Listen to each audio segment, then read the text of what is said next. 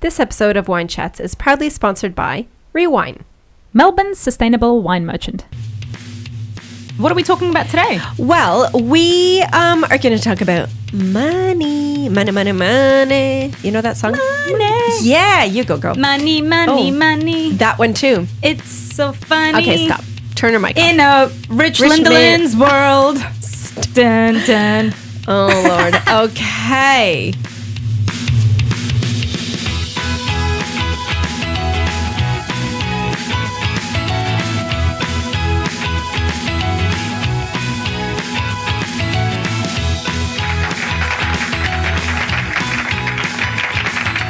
Episode 60. Go, Bill, go! Hi, welcome to Wine Chats with Bildo and Lindalin. My name is Billy Milovanovic, aka Bildo. My name's Lindsay Kirkwood, also known as Lindalin. And this is, as Lindalin mentioned, episode 60. Oh my God, so exciting. So exciting. Lindalin, Yes. this is our sweet little podcast where we feature a different bottle of wine each week. We sure do. And then we dig into a juicy topic of our choice. God, why do you say it like that all the time? Because I like it. Okay. Please rate, subscribe, review, all that good stuff. And Lindalin, what are we talking about today? Well, we are going to talk about money. Money, money, money. You know that song? Money. Yeah, you go, girl. Money, money, money. That one too. It's so funny. Okay, stop. Turn your mic off. In a rich Lindalin's world. Dun, dun. Oh, Lord. Okay. Girl. Calm yourself. So we're going to give a little shout out to Laura McDonnell, who is a money coach here in Brisbane. And she actually reached out to us and suggested that we do a topic about this. And Yeah. we're like, fuck, why haven't we thought about this? This Right? is a fantastic idea. Thanks, Laura. Right. Hi, Laura. Hi, Billy's waving to you, Laura. So check her out on Insta, Laura McDonald.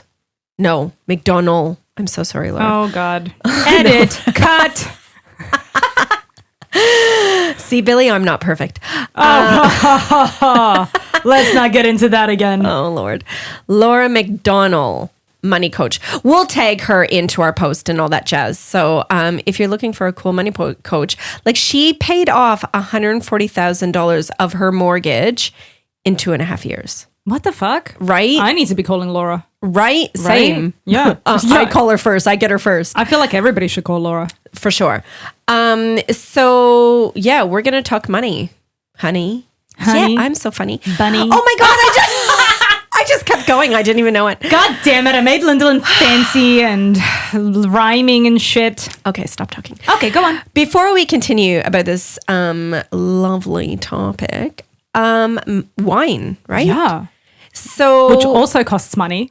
we are drinking our lovely wine sponsor, Rewine, Pinot Gris, and we should give them a massive shout out and love because they're based in Melbourne. That obviously the whole world knows that they are in like massive lockdown. Yeah.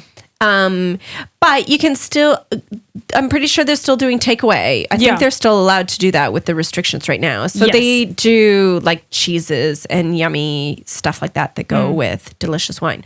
So if you're in Melbourne and you want to go for a walk, like walk your dog so you Yeah. don't get in trouble, Which is exercise, exercise, right?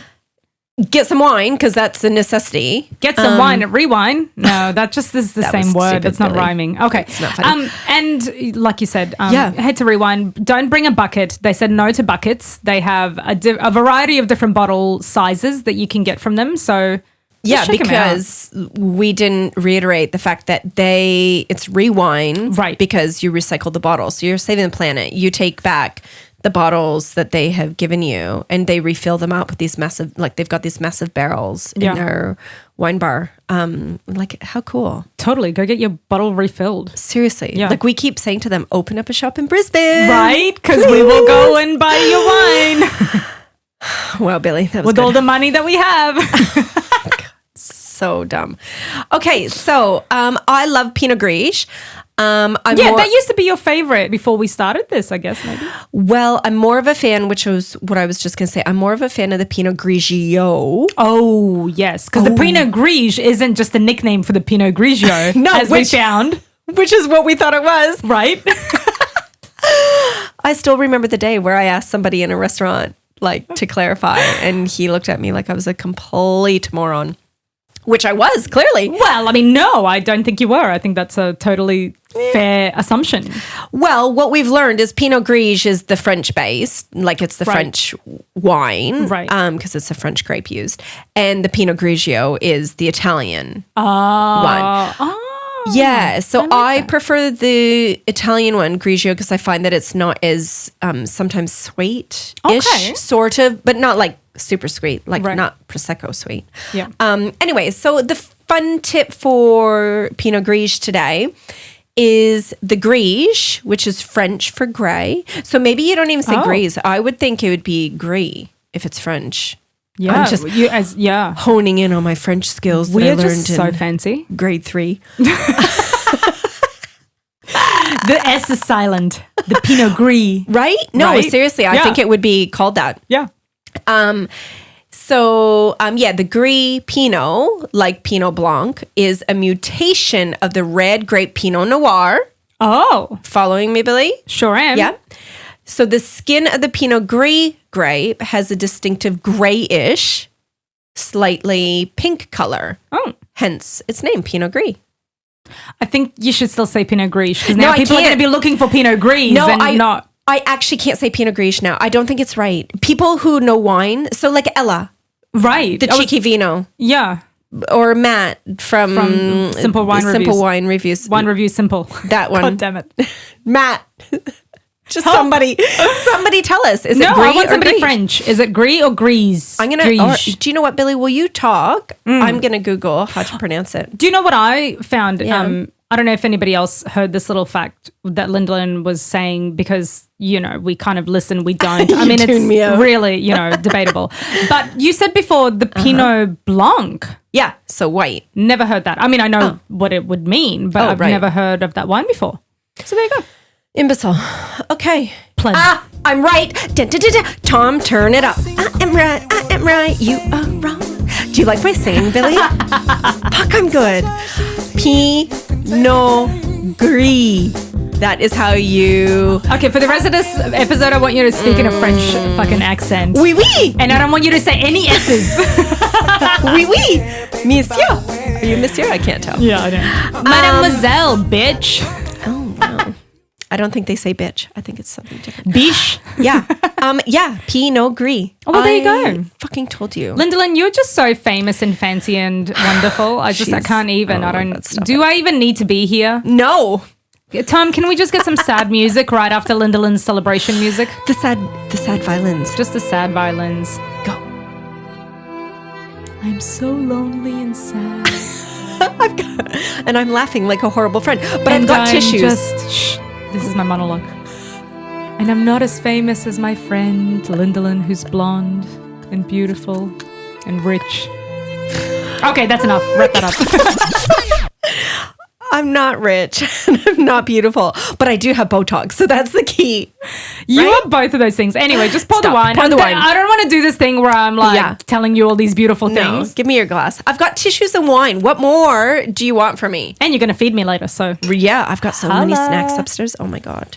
This is, it looks, first impressions, looks like a white wine, guys. Does it look almost a little pinky to you? Because you just said there's that grey, pinky grape, right? Yes. And when I read about the pinky thing, I was like, that's fucking bullshit. I've never noticed pinky.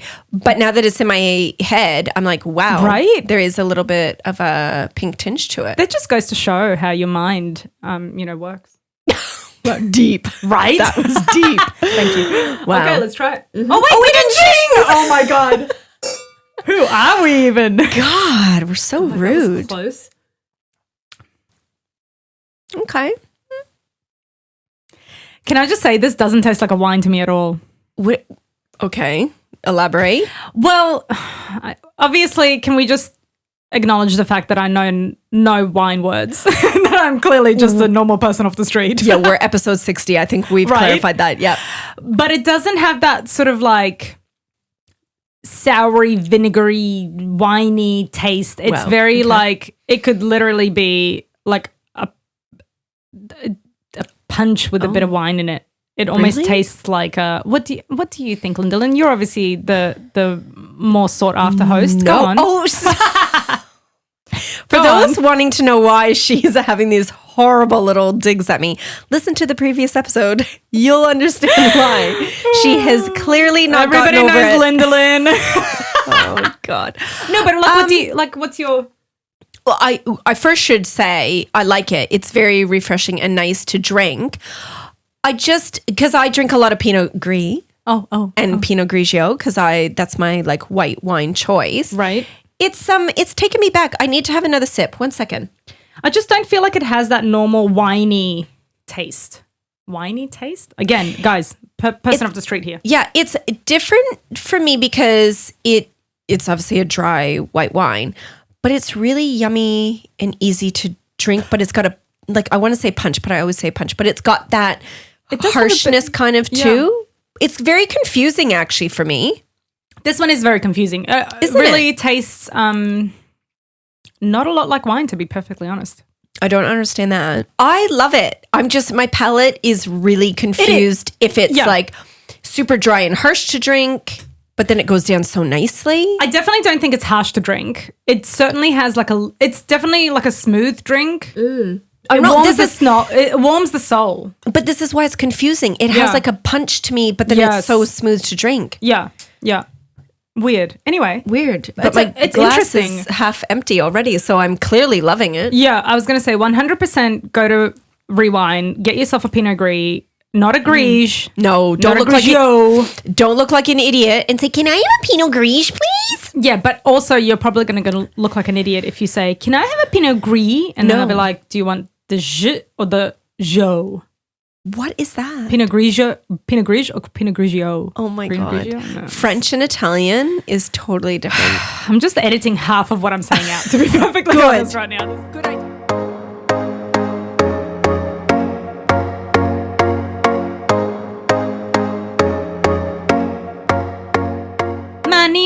Money. There you go. Good. It's so funny. This is your time to shine, in Bill. a rich man's world. Okay. Dun, dun. Does anybody else remember ABBA? Like, are the kids listening to this going, who the fuck is she singing? This is a real song. I didn't just make this up. No, of course it's real. I did my air band in high school to an ABBA song. You did? Of course you did. Anyways, let's move on. Yeah, let's move on. We wanted to talk about money because, as you mentioned at the beginning, Laura contacted us and she's a money coach and she thought that it would be a good topic to discuss, and I totally agree because although you and I feel our families are very similar with money, I think that money is a thing that is huge in a lot of relationships. Sex or money, I think, are the two topics that majority of couples would fight about the most. Yes. For me, and I think this is the same for you, and we're both lucky in the sense of like Cameron and I never fight about money. And obviously you'll tell your story, but I know you and Henry are much the same. Yeah. So for me, even though I understand why couples would fight about money. Totally. I am so fucking glad that is one thing that Cameron and I, we just don't. Yeah. Sex is enough, honestly, having to fight about. And look, Cameron and I don't fight about sex, but it's a thing. Everybody fights about sex. Of course you do. Right. Yeah. But this is not a sex episode. No, that'll be next week probably. Thank God that we don't fight about money. Yeah. Because that would just be way too hard, right? Like, good God. It'd be so stressful. Yes. So stressful. So Cameron and I, right from day one, like we've always kind of just like found our groove with money. Yeah. I mean, do I really need to explain our accounts and stuff? Do I? Okay. Absolutely. Each and every one and how much is in it. And the account number. And the account numbers. Which bank. Okay, wow. Your birthday. Don't you know that, Billy? No, for the listeners, in case we wanted to rob you. Okay. Yeah. Okay. I suggest you rob someone else.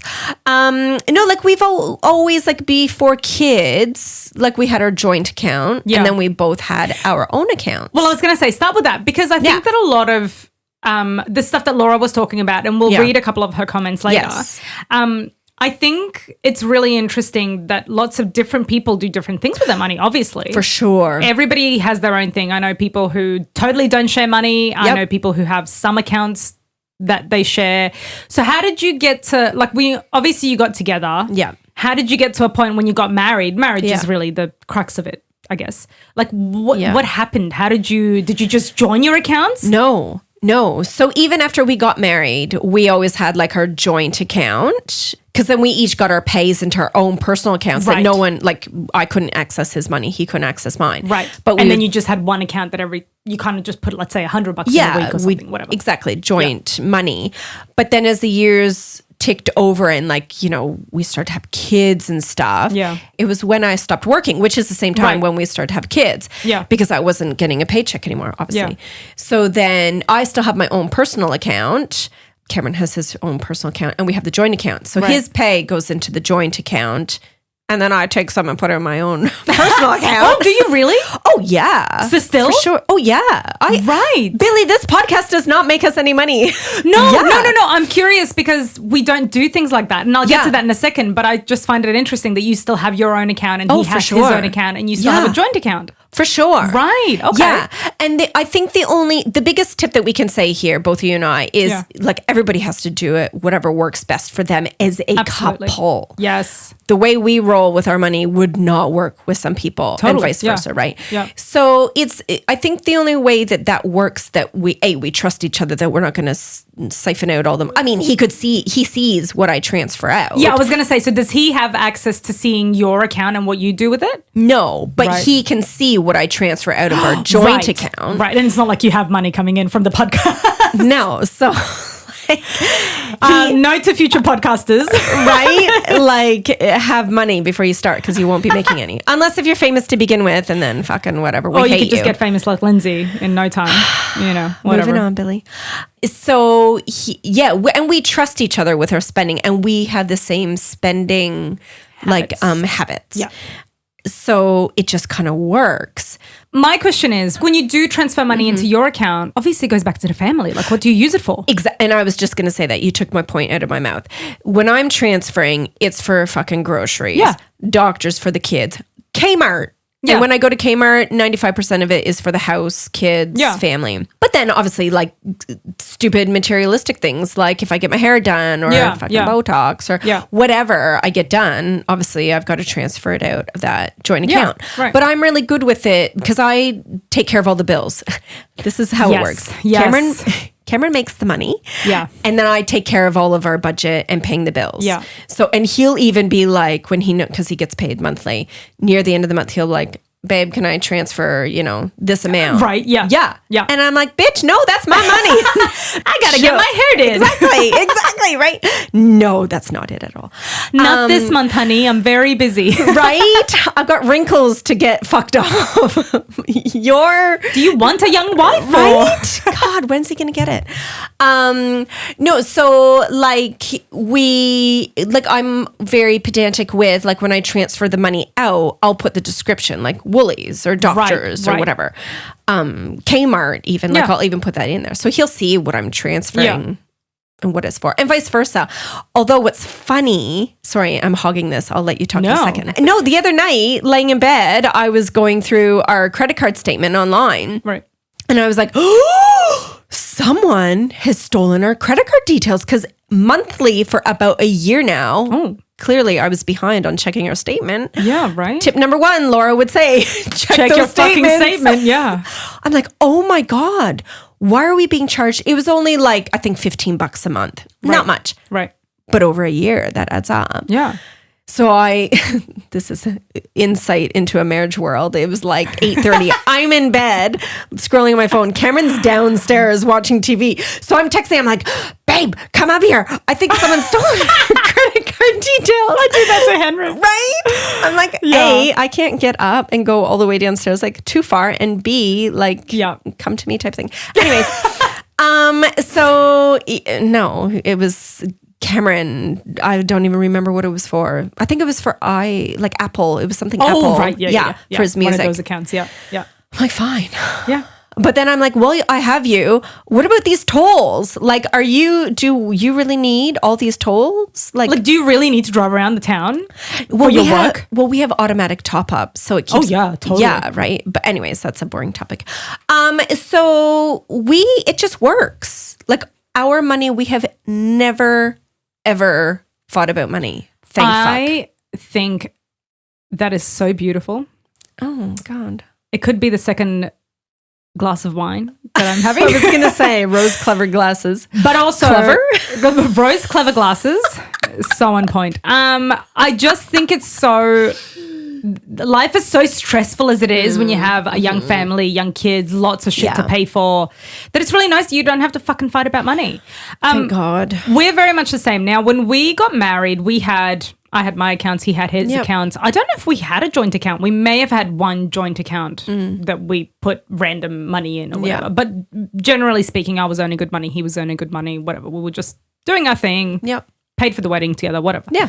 I actually think, not to out Henry here a little bit, but I had so much savings by the time we got married. I'm pretty sure that majority of my savings went to our wedding. So it was never really, like you said, it was never a question of who's going to pay for it, how are we going to pay for it, are you going to pay this percentage, that percentage, whatever. Like, it was always from the beginning. I even remember when we started dating, I was going to uni, which was totally fucking useless because I never did anything with it. You never got a diploma. I never got it. I got a few certificates years later. Shameful.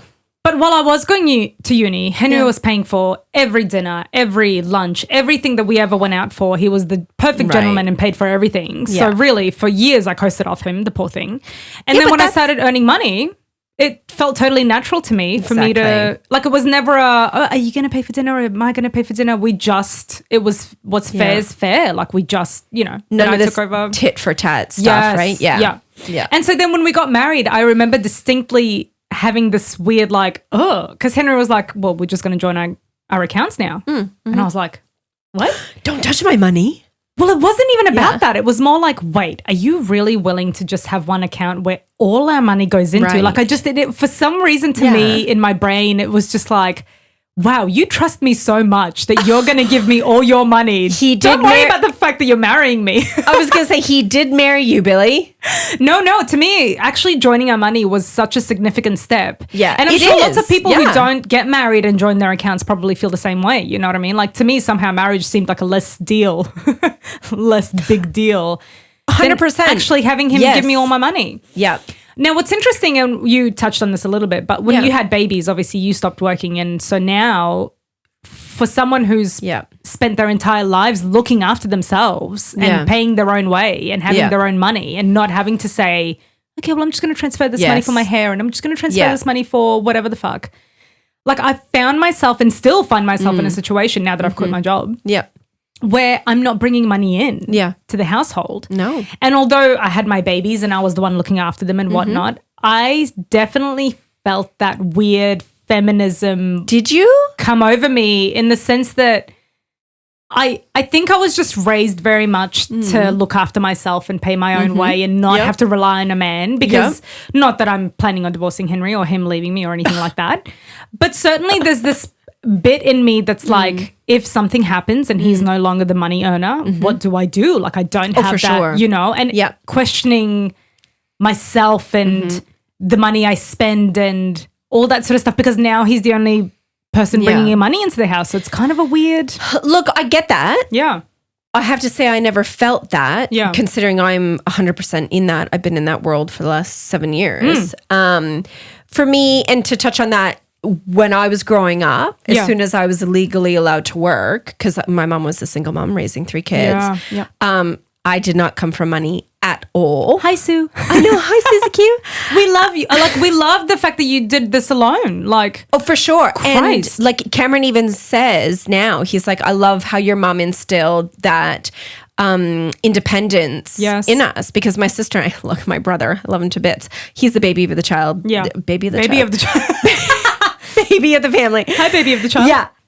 But my sister and I learned as soon as we could work, we had to work. We had to make our own money to pay towards our phone bill. If we wanted a special freaking shampoo, we had to buy it. Like, and it wasn't that nastiness. It just instilled life lessons because my mom couldn't afford paying for all this stuff that teenage girls want. Yes. Plus it was teaching us a life lesson. Plus she had 3 fucking kids by herself. Yeah. Yeah. So it, like when Cameron and I did transition, because I had an okay paying job, like government job. It was paid everything that I needed it to pay for.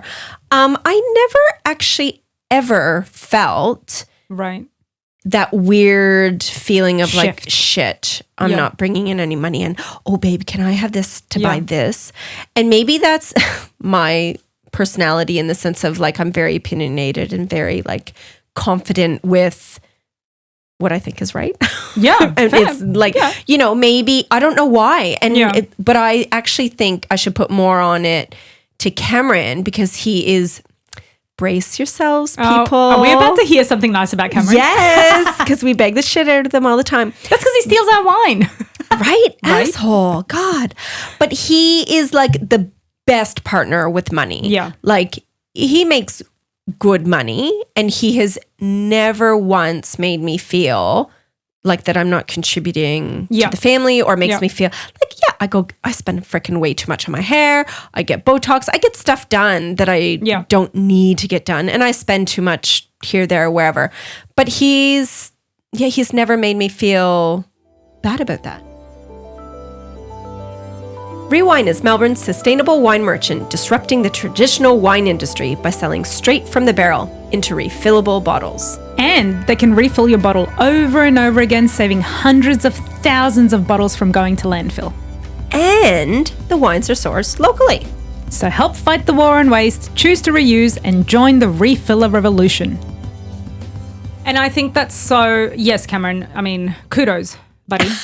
Kudos.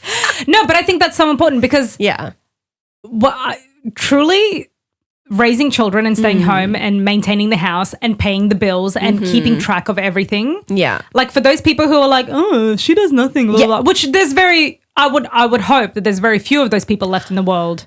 Hopefully, but there would be. But there would be so many people that are like, well, you're not working, you're not bringing money into the house, which is how I think of myself. I don't think that, you know, you or people that are here.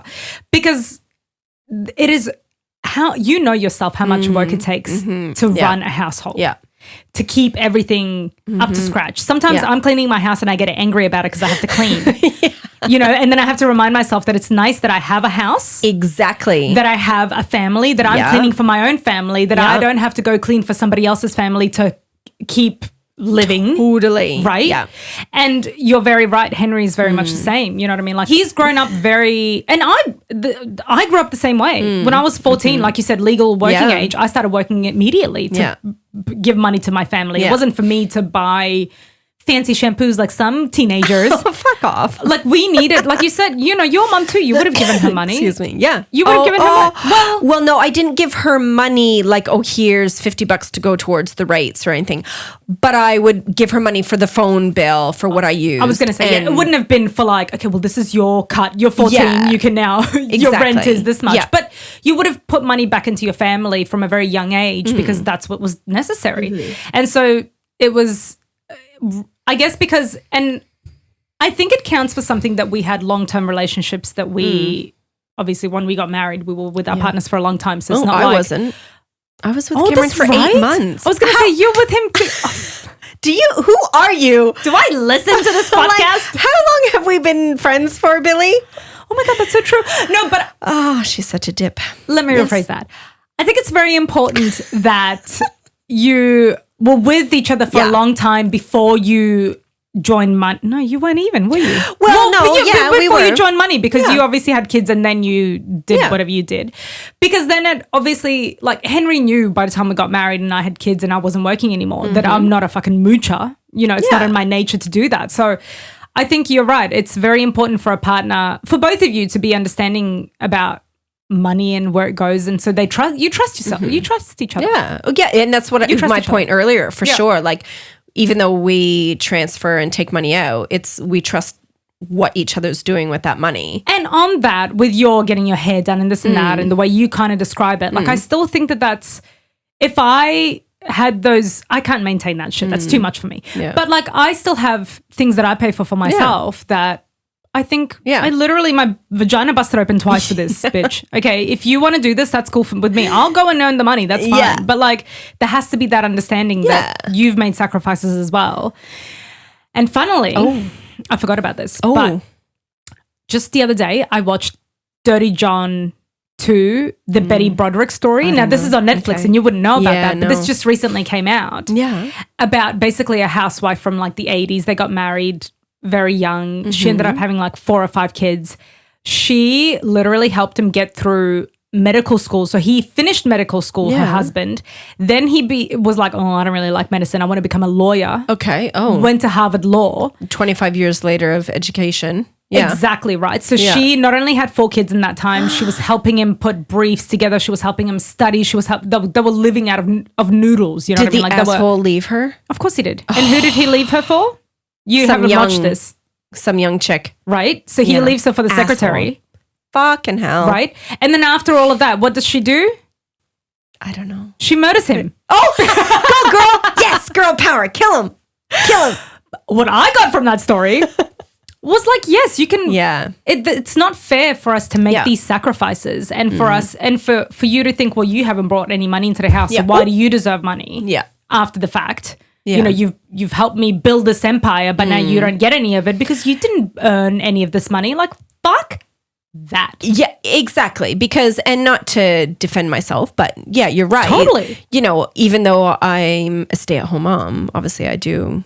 Which is a disgusting way to describe that because I don't think that's fair. Like, yeah. Come on, feminists. Yeah, I was going to say back to our feminist episode. Right. Yeah. But it's true. Like, this is work. You're raising society. Yeah, and look, on a lighter note of that point, we were actually at a friend's house the other day. There was 3 couples and all of our kids running around and whatever. And the one guy, he's hilarious. Like, he begs me out all the time. It's fine. But because on paper, if you were to describe me, you know, he was making fun of me because I was talking about going to get Botox on Tuesday because his wife was talking about it, whatever. You know, what the fuck, Lindsay? Go get Botox. You do fucking Pilates. You got this podcast. You drink wine. Like, what do you do type thing? And I'm like, you know, I'm laughing. And I think it is funny because I know he's just being lighthearted with it. Hilarious you are. I'll be like, calm down. Shh. Fuckface. But I'm like, no, he meant well. But I'm like, no, some people would look at it like, okay. Yeah, like, okay. You drive your little, you know, you live in. You drive your little, what do you drive? A Land Cruiser? No, it's a Land Rover. Oh, a Land Rover. My bad. Land Cruiser. That's Toyota. Come on, please. I said that just to add fuel to the fire, people. No, but like, God. You know, on paper, yes, some people could be like critical what of the that. fuck. Yeah. But I think it goes back to whatever works for you and your husband. And like, I'm just going through some of the comments that Laura was sending us. Yeah. So tell us, okay, obviously you and I have a very healthy, yes. Our families have a very kind of, and not to say this is the only healthy way, but obviously what we're doing is healthy to us. And for us. It's working. Exactly. Yes. For our own personal relationships. But there's lots of relationships it doesn't work for. Well, yeah. And the way she describes it is, so both money and relationships are emotional. So when you put the two together, it can cause fireworks, right? And she goes, not in a sexy way, right? So true. You're stealing all my money. Do you want to fuck me, butt? Oh, okay. It's not sexy. No. Wow, Billy. So she was saying it's mainly women that she hears from about the arguments and resentment that builds up over time that can really rock the marriage, which I think is what we're talking about right now. Literally what we're talking about. So if Cameron was a complete cunt of a husband. Cunt of a husband? Yeah, that's right. I said the C word. I said it. Bam, twice. But no, like if he made me feel, which obviously I wouldn't still be spending the money the way it is now. Yeah. But if I transferred out X amount for my hair and he was a dick about it every time, you know, like I would feel belittled. Yes. I would feel like a worthless piece of shit.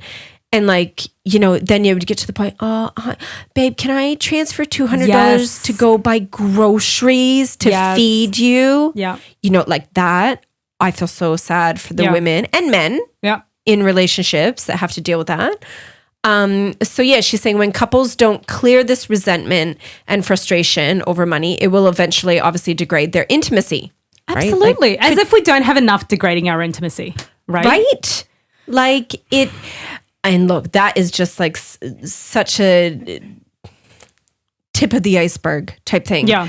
Like, and you think not to get really deep and dark, but you think about the women and men that are in relationships with the whole domestic violence type aspect of it or the controlling aspect. Yeah. Like it would actually be a horrible nightmare to deal with. Yeah, like it's very intense. And the thing is, I can also understand, obviously not the DV, like the domestic violence issue, but I can also understand men who would get frustrated with maybe, you know, spending habits of their wives and whatnot. But that's also, again, you've got to have a good understanding. It's not fair because spending habits aren't, like you said, like if Cameron were to say, listen, we actually can't afford your hair or your whatever, you know, children's clothes at the moment, you would stop spending. It's as simple as that. It's a communication thing. It's not, you know, it's not him saying, why are you spending all this money, you know, when clearly you have enough. This is something that's in your budget. It's not, you know. Yeah, another interesting point, which actually doesn't apply to you and I, because I think you and Henry kind of have the same spending patterns. Yeah, totally. Yeah. Which I've obviously said about Cameron and I. So Laura's saying a lot of the time one will be a spender and the other partner will be a saver. So with one person trying to save the money would feel frustrated with the person that is spending a little bit too much. And even people who, I know a few couples who have like, they have secret credit cards and things like that because they're too scared to tell their partner about their spending habits. You know, so like I've got girlfriends who would rather have a secret credit card and then pay that off gradually without the husband noticing. So this is actually a story from Laura. So one example of where shit can get real. Yeah. So one couple had a mortgage paid off in full and the male partner wanted a house upgrade. Okay. Bigger, better house. Right. So they ended up upgrading, but having to go back in debt for a larger home. Obviously, right? Oh, like, yeah. But like, could you imagine being mortgage free? No. Right? So the female partner then resents, which is, I find funny. This may be a really sexist comment, and considering I'm female, it sounds a bit Go dumb. on. Right? But it is, normally it's the female that wants the bigger, better house. I'm not going to lie. I was a little bit surprised it's the male that wanted to upgrade as well. So it's the boy, the guy. Go get him, boy. Yeah. You get him, yeah. So the female partner then started to resent him for putting them back in debt because she had early retirement plans and that she was focusing on, like building her share portfolio, whatever that means. Shares, stocks, yes. And super. And now instead she sees it as he's put them in a position where they're fucking paying a mortgage again. Yeah. It is just so easy to be resentful over money, isn't it?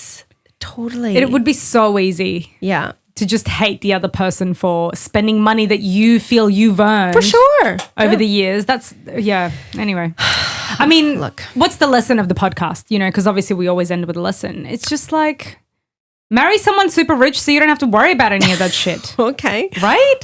Is that not the lesson here? I was thinking more like keep putting your coins in your piggy bank and siphoning it away.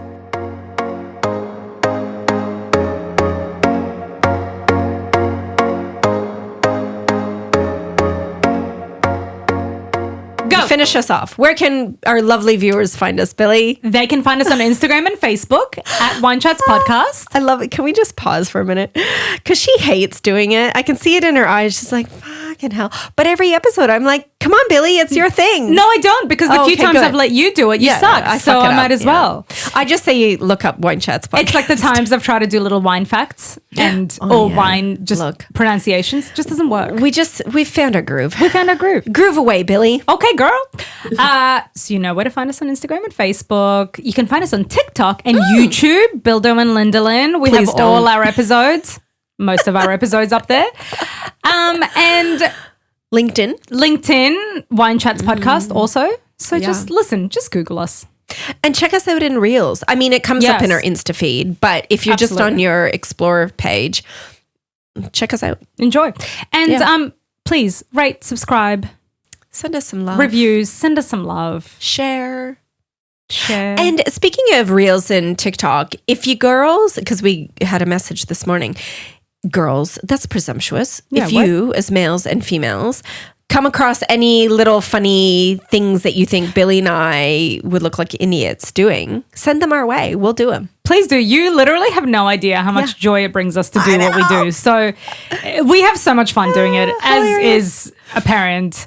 Is it please? I mean, isn't it? I think so. They may not. I walked around with back pain all last week after having Lindalin on my shoulders. so she could have long legs. So, I mean, obviously we're having a great time to our detriment, to my detriment. Yeah. Look, go to the physio. It's fine. Oh, Cairo is what I've been going to. Oh, right. That too. Okay, let's go. Well, that's it. Rappity rap, I'm hungry. Rappity rap, let's go eat. A 1, a 2, a 1, 2, 3, 4. I can see her bat wings jiggling. You shouldn't do that. Whoa, put your arms down. No cheese for you today at lunch. That's so mean. So mean. That is so mean. I'm going to put you on a scale while you eat so you can see that every single bite goes to the scale. No, we do not weigh ourselves except in the morning after you've pooped and you haven't had anything to drink. Complete side note, but how many people have weighed themselves before and after a poop? Because literally I had a 400-gram poop once. Oh, you're making fun of me. This is a whole different episode. It is hilarious. I literally 400-gram poop. We need to have this. Nobody's listening anymore, Billy. They've turned us off. That. Keep that for next time. Tom, okay, bye. Roll it.